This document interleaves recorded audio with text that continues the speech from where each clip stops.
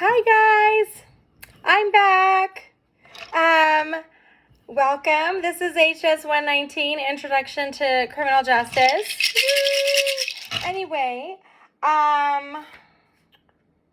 let's see. This is our midterm study review, you guys. Midterm study review. Wow, we're already at midterms. No, okay. No. All right, so let's go over our midterm examination. You should have a copy of the midterm examination study guide that I created for you. It's super duper not fancy. In any event, this is for you guys. So I encourage you, we're not going to go over we're not going to go over the multiple choice or true false questions in this review because you guys will be able to use your notes, slides, textbooks, Canvas while you're taking your exam. Okay, so I'm not going to go over the chapters and the content because as it relates to the multiple choice and true false, because I have given you outlines, I've given you slide presentations, and you have your textbook, okay? Not to mention you have a video lecture of chapters 2 and 3, which is super special, I guess. I don't know, but anyway, you have that as well. I would suggest when you take your midterm, before you take your midterm, please open 2 screens or 2 sessions of Canvas. Okay, you can do this. I do this all the time. Okay, so in one session I would have the exam up. I wouldn't log into it just yet unless you're ready, but have it up. In the other session of Canvas, have all of your slide presentations, the embedded links, the different pages of information I gave you in each module. Keep that up and running. That way you can go back and forth. That way you don't have to leave the same screen of Canvas to go back into Canvas and go in and out of the exam, right? The other thing I'm going to recommend is if you haven't already noticed, the first page of your study guide are the instructions and tips, and the second page are 5 short essay questions. Okay, I'm giving them to you. This is exactly word for word how the questions will appear on the exam. I'm giving them to you in advance. I even went so far as to identify the chapter number and page numbers where you can find the responses. There's even, so in any event, sorry, I just had another thought, but in any event, I suggest you work on these responses in advance. I suggest you type your responses into a document and save them in your computer. When you are ready to take the exam, I suggest all you do is when you get to the short essay questions, they will be at the end of the exam. Go to those text boxes and copy and paste what you saved in your document. Just copy and paste your responses into the corresponding boxes. It will save you time and it will cut back on your test taking anxiety if you suffer from that, okay? Or if you're trying to manage that. But Christina, how is it taking an exam if I'm working on it in advance? You're still doing the work. You're still going in the textbook. You're still looking at your notes. You're still looking at the slide presentations. You're still reading and writing and going over information. So we're just supporting content. Remember, I have to give you exams to evaluate you and give you a grade. But I want you to learn. I don't want you to walk away and say, gosh, that was a really easy exam or a really hard exam. I want you to take away something from this class other than how my exams were. So I'm trying to reinforce content, okay? I'm trying to help you with the content. So please take my suggestions seriously. It never fails. Every term, semester, quarter, whatever. It doesn't matter where I'm teaching or how I'm teaching. I seem to get the same results on an open note, open book type of exam or quiz that I do on a non-open book, open note exam or quiz. So I mean, go figure, whatever. So I'm just still going to do my job the way I do it because, gosh darn it, I like it. But anyway, please work on your answers in advance. So without further ado, I'm going to have you follow along with your study guide. Our midterm is available Wednesday, June 30th. It'll be it'll be available midnight to 11:59 p.m., okay? We do not have a Zoom session that day. However, I will be available via Zoom from 9 a.m. to 11:50 a.m. During that time, if you want to hop on Zoom and ask me questions, I will be available to you. I've had some students in the past even log into Canvas and take their exam while they're also in Zoom, and they turn their camera and mic off, and I think they just like having me there in case they have a question. And some students have actually hopped on to ask me questions too, and then they go back to their exam. So I'm here for you. If you're not able to reach out or take the exam during that time, you only have until 11:59 p.m. that night. I will be available by way of email and text, but remember, after 10 o'clock, I will not be taking calls or responding to calls or texts, so please do not reach out to me after 10 o'clock. If you wait till 10 o'clock to take your exam and you're stuck and it's 11:58 and you have 1 minute left, I'm really sorry, but there's nothing I can do for you at that point. Okay, if you need an extension, if you need additional time, please reach out to me with as much notice as possible in advance, and I can make accommodations for you. But you have to communicate with me. If you don't communicate with me, I'm never going to know what's going on, right? I'm not a mind reader. I'd hate to be a mind reader. Okay. So let's see, your exam's available Wednesday. Your midterm exam covers contents from chapters 1 through 4. It's worth up to 200 points. There are 10 multiple choice questions and 10 true-false statements worth 7 points each, and 5 short essay questions worth 12 points each. Short essay questions must be answered in your own words, okay? So please do not type word for word from the textbook or a slide presentation. And please do not copy and paste from a digital version of our textbook. I'm asking you to use your own words. This is college, and in college, we can paraphrase and summarize the words of someone else, right? You don't necessarily have to cite your work because I know where you're getting your work from. You're getting it either from the textbook or your notes or the outline or the slides, and those all come from the textbook. So it's all good. This exam is not timed and there are 3 attempts. Your highest score will be kept. Remember, the score you see once you've submitted your exam is only for the multiple choice questions and true-false statements. I need to manually go in and read everyone's short essay question and score them. So it will take me some time. Luckily, I'm only teaching 1 class over the summer, so I should be able to be on top of my grading and not fall behind. Okay. See, even in recordings by myself, I'm crazy with the instruments. I know. Let's see. You can use your textbook, chapter outlines, slide presentations, notes from Zoom sessions, any and all content provided to you in Canvas.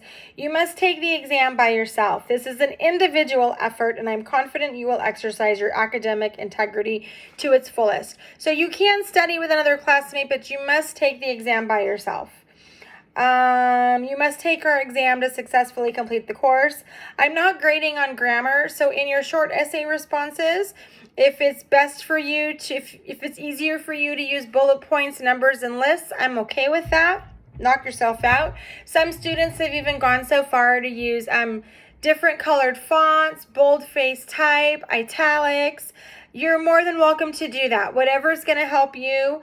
If I can't figure something out, I'll ask you. But, you know, if it helps you to, use bullet points, not a problem.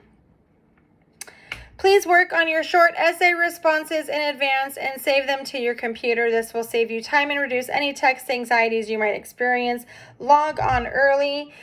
You can reach me through the Canvas email, Outlook email, and by text. The easiest way to reach me is either by text or Canvas email, and I can get back to you sooner than later. For some reason on my phone, it takes me longer to get into the Outlook email, and then I get discouraged. I know, not an excuse. However, the best way to reach me will be send me a text message or the Canvas email. If you send me a text message, please identify yourself in your text message because I'm not going to have you in my contacts. and I'm not going to know who you are. And let me know what class you're in. I know I'm only teaching one class this summer, but I'm older than some of you. And my brain doesn't know yet that I'm only teaching one class this summer. So, shh. Let me know who you are. Okay. Make sure to save your work, take screenshots, take pictures with your phone. Save your short essay responses, because if I cannot read them, see them, or find them in Canvas, I cannot grade them and I have to give you a 0.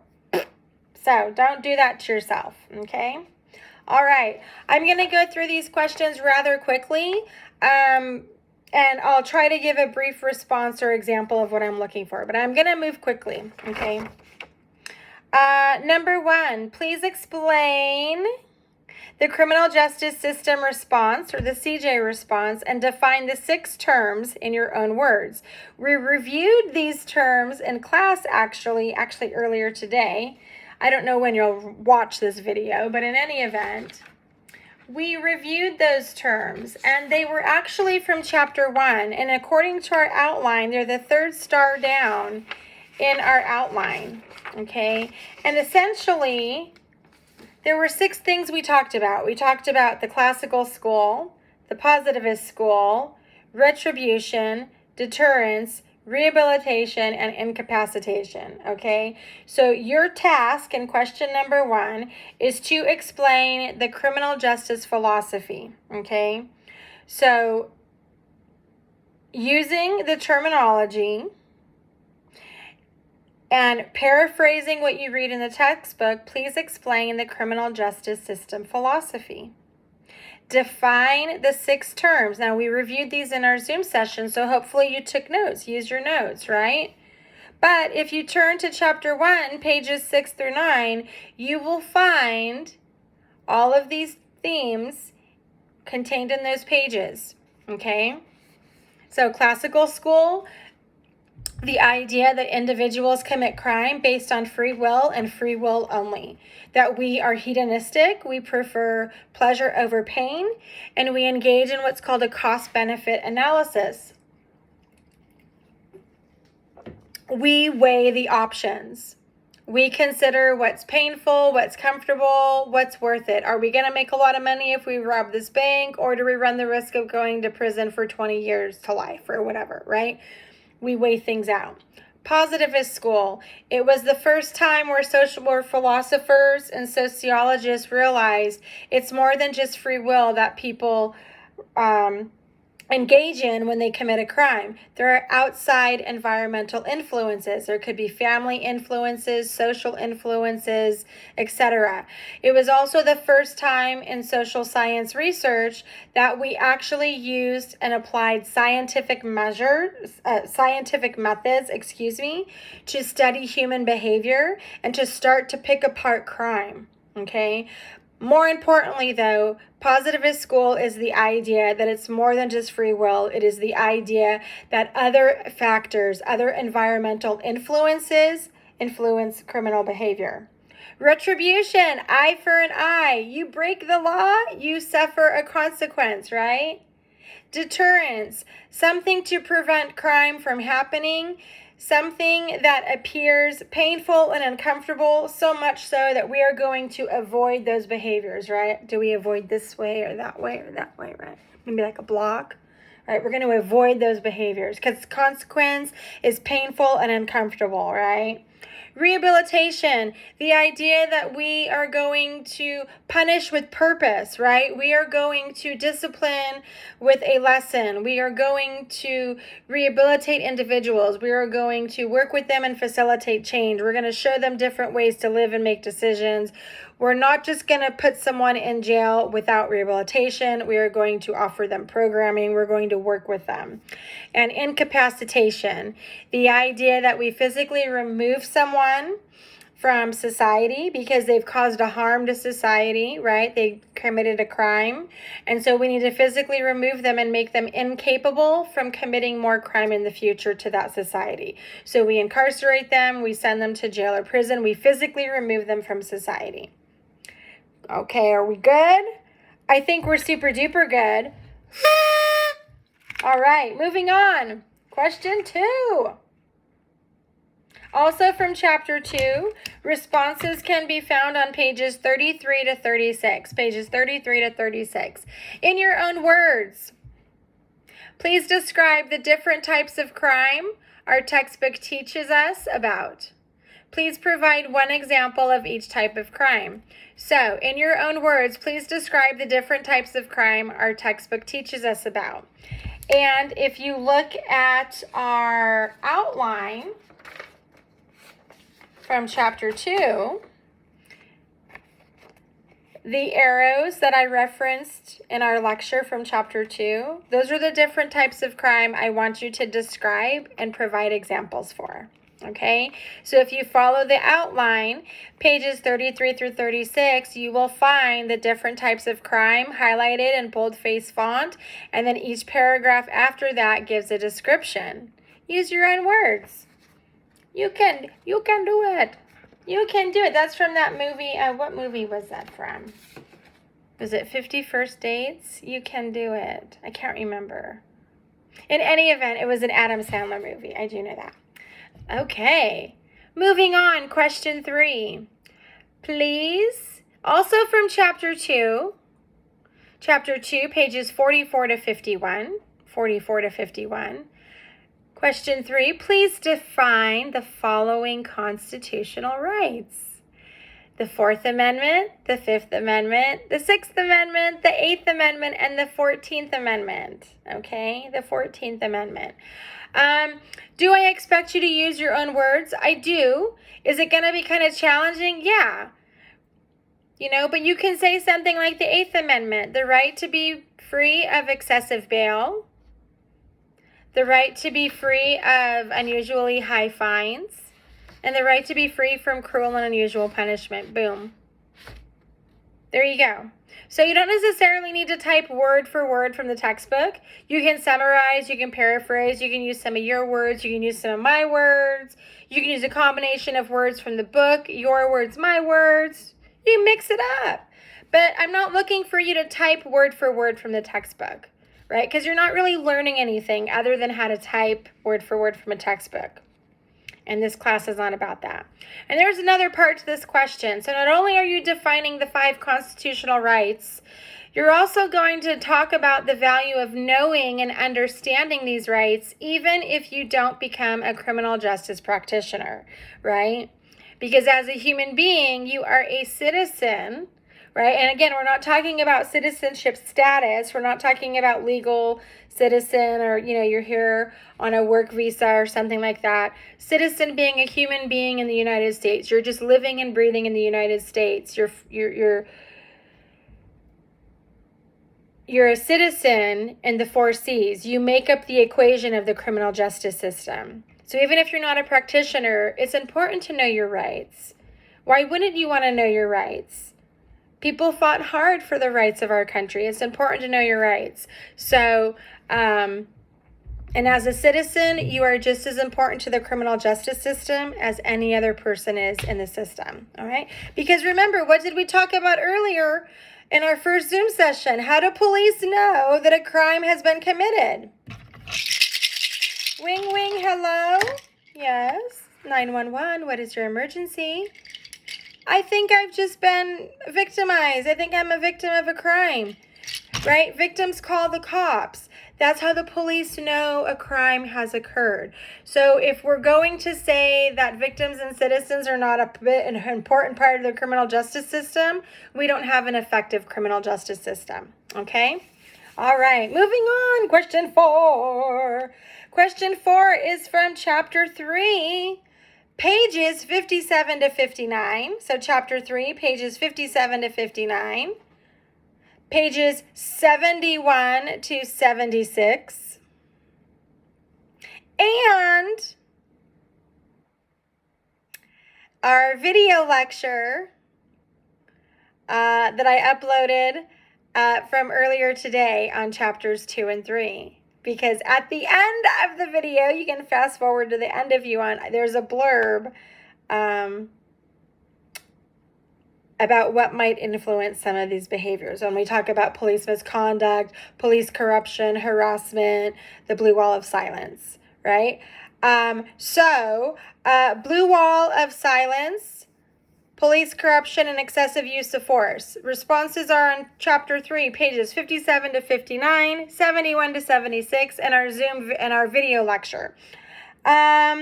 So question 4, please explain the role of police in society. Please explain the role of police in society. After you do that, please define the following in your own words: the blue wall of silence, police corruption, and excessive use of force. And again, what are 3 things that might influence or nurture such behaviors? Okay, so question 4 is a doozy. Woof! See why you should work on these in advance? It's going to take some time. You're going to have to sit there and go through your notes and the textbook to come up with these answers, right? So please work on these in advance. Question 4. Please explain the role of police in society. Please define the following in your own words. So you're going to explain the role of police in society, right? And remember, we talked about those in the video lecture, right?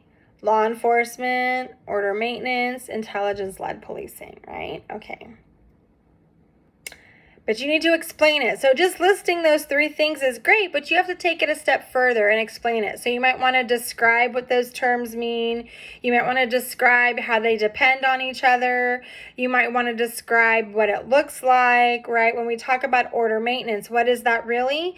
It's really about keeping the community safe and making sure there's order, that everyone's not running around doing bad things to each other. You also want to define the following in your own words: the blue wall of silence, police corruption, excessive use of force. The third part of this question, what are 3 things that might influence or nurture such behaviors? If you didn't watch the video, you probably won't get it. So just watch the video. And if you don't have time, you can just go to the end of the video. Okay. Do you like that tip? I don't know how many of you are going to pick up on that. Maybe we should take a poll. Okay, number 5. Please use your own words to explain how a case moves through the criminal court.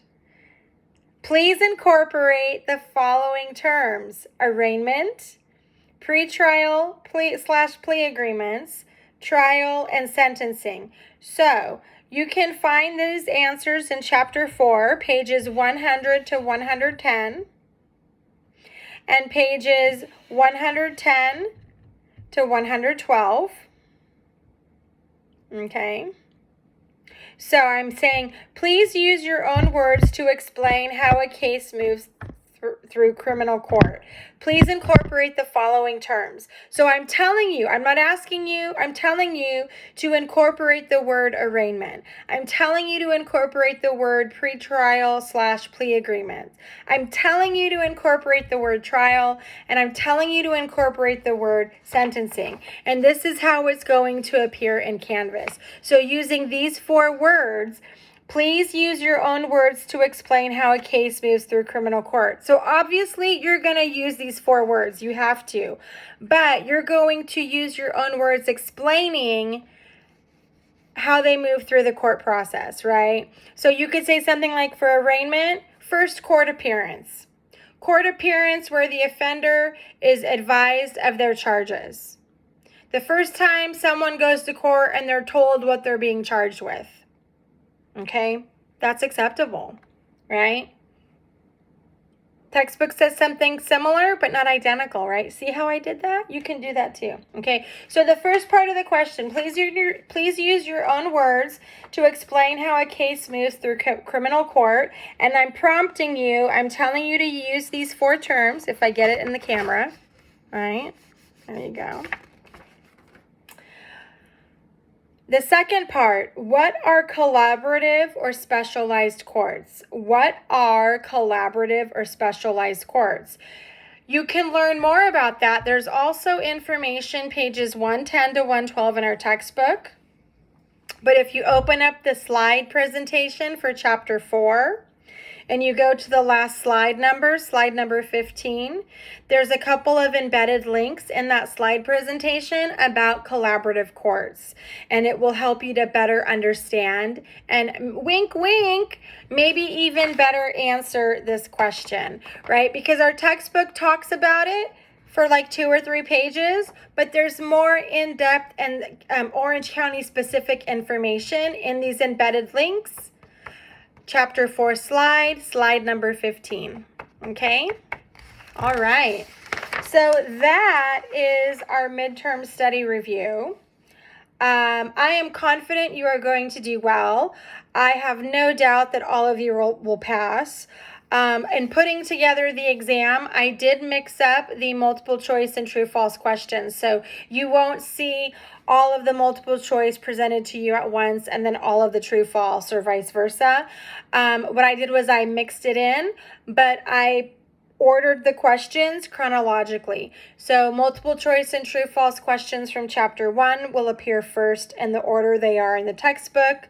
Chapter 2, Chapter 3, Chapter 4, and then when you get to questions 21 through 25, they are in the exact order that they appear on your study guide, and they are worded the exact same.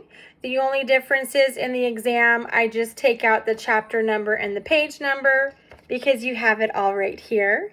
And like awesome students, you will all work on your responses in advance and save them, because if for some reason I can't find them in Canvas, but you have them saved to your computer, I will gladly accept those and grade those for you with no penalty. Yeah, I'll do that. So I wish you luck. Best to you. Reach out by way of text message or Canvas email if you get stuck. Or on June 30th, I will be available for office hours in the morning. No required Zoom session, but you're more than welcome to join me on Zoom if you have questions. Have a fabulous night. I did not get to tell you a joke today, although I did send you 3 in the announcement. I will tell you some other jokes. Oh, they're on my phone. I'm wondering if I could do some from memory. Okay, what is a cat's favorite color? Purple, or I should go pearl, like a purring cat, purple. Okay, what else? So a skeleton walks into a bar, and the skeleton sits down at the bar. And the bartender's like, "What can I get for you?"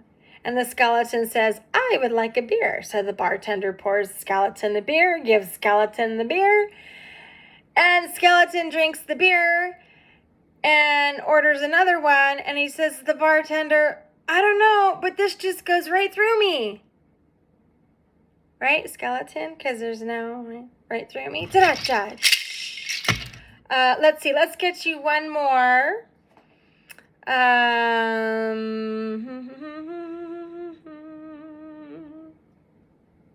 This is a favorite one of mine. I think many of you have heard this because you've had a few classes with me now, but some of you have not, and this is a really fun one. So how can you tell Ronald McDonald apart from everybody else at a nude beach? He is the only one with sesame seed buns. Anyway, that was silly. Anyway, have a good night. I will see you guys later. Enjoy your time away from class and make sure to take care of yourselves and de-stress. Bye.